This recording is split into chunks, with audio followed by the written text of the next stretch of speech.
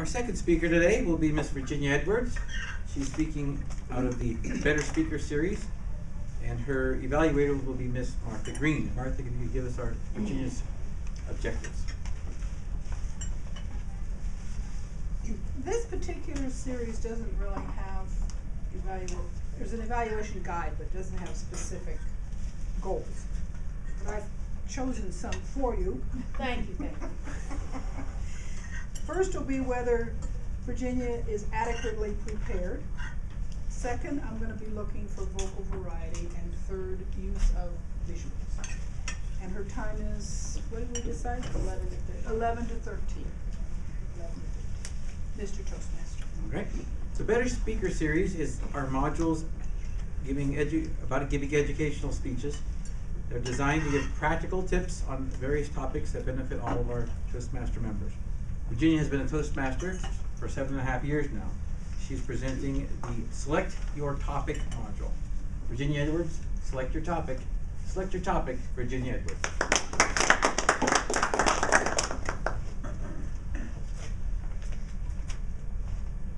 Thank you, Mr. Toastmaster, fellow Toastmasters. I'm sorry there aren't more of the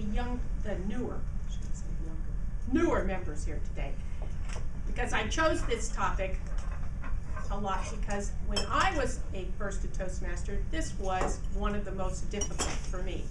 Has anyone else in here encountered this difficulty in trying to find a topic for a speech? Okay. So this topic, selecting your speech. Selecting your topic. There are two main sources, shall we say, of topics. And the first one is personal experience. Now, we all can figure out that if we're talking about something that we like, we know, we understand, we are far more confident, and the audience reacts better to us because we project the interest and enthusiasm of the topic. There are several subsets to this. First one being interests. What are your interests? Sports, hobbies, travel, entertainment, goals, values. There's lots of aspects of this.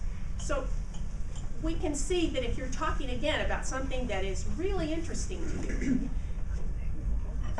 both John and Martha have given speeches about travel. Just have others. It brings a whole new dimension. Again, if you have started and looked at this.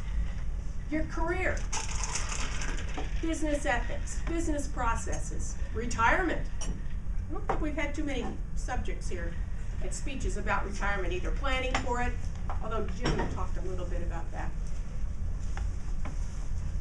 And Eric has talked about career. But full of topics, whether it's you're practicing for something you have to do in your own business or career, or you're just giving us something about that you're interested in. Family is, of course, a very rich topic, whether talking about ancestors, traditions in your family, or about various members of your family. Kelly is probably the person who has, I think, talked most often about his family, his children. And they are marvelous speeches, and they're so intimate and interesting because, again, they're about people. Then education.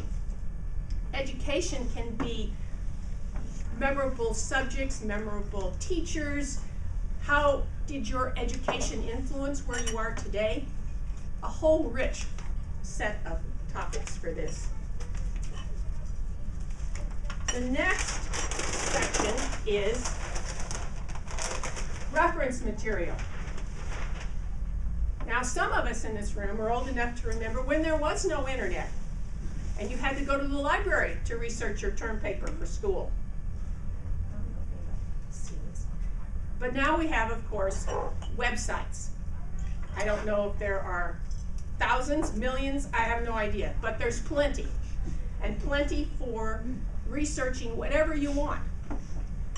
whether it's biography or history or medical or places, whatever you want to get a background on. Today just takes a click. Easy. Books, there's still books. Some of us still read books, whether you're reading the actual book or you're reading it on the Kindle or Nook or whatever. Books are full of topics and resources for research. They're especially helpful in Toastmasters for the storytelling manual and for the interpretive reading, obviously, books. Then we got magazines. Again, thousands of them on all conceivable topics. The magazines can have human interest stories, they can be about current events, they can have advertising, which is very interesting, economics, newspapers. Got newspapers full of, again, current events, opinion, both current and national and international news, all of this.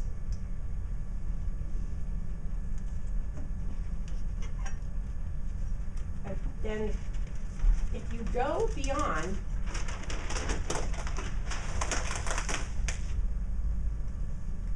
get inspired. Write it down.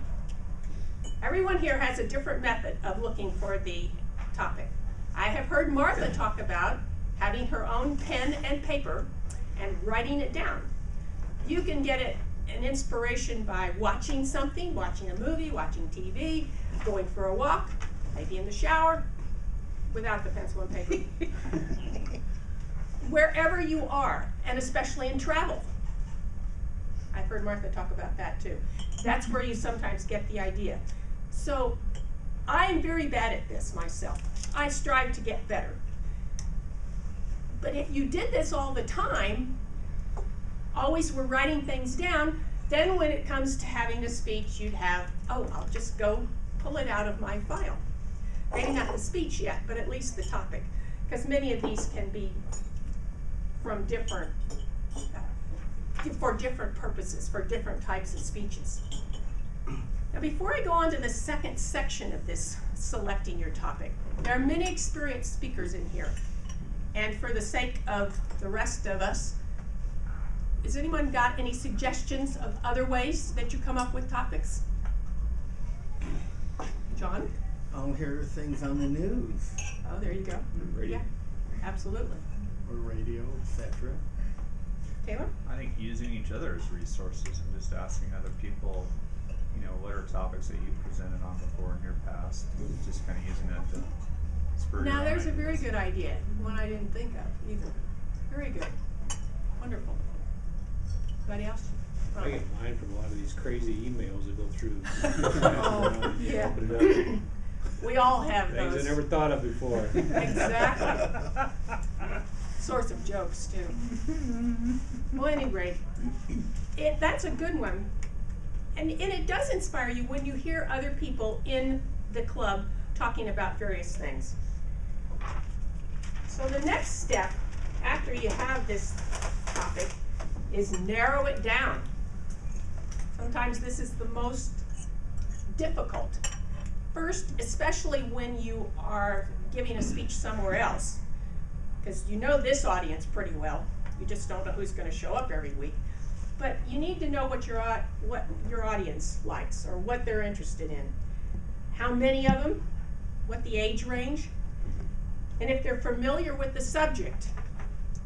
If you're speaking to people in your business or club, some other, not a Toastmaster, but some other outside, you pretty much know if they're familiar, if you're talking about subjects they're interested in. But this is important because if they're not familiar, then you have to remember to define things better. You may have to give more background information.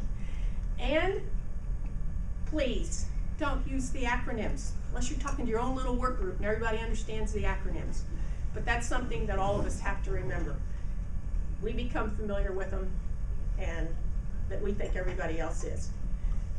And you have to know whether they've got similar background and experiences. Well, those of us in here, we don't have necessarily similar background and experiences.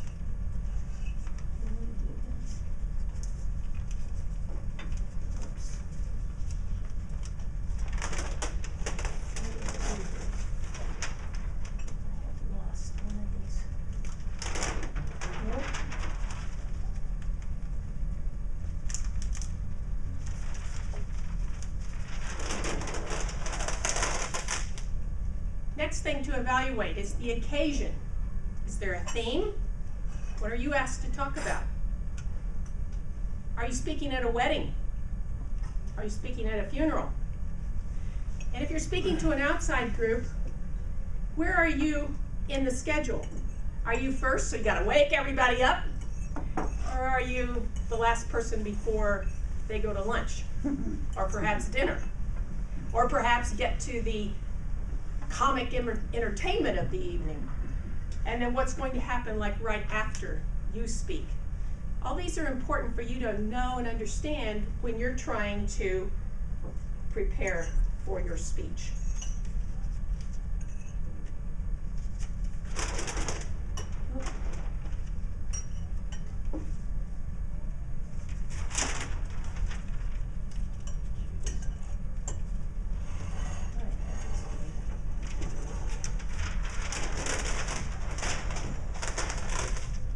Next, you want to talk about your abilities, or understand your abilities.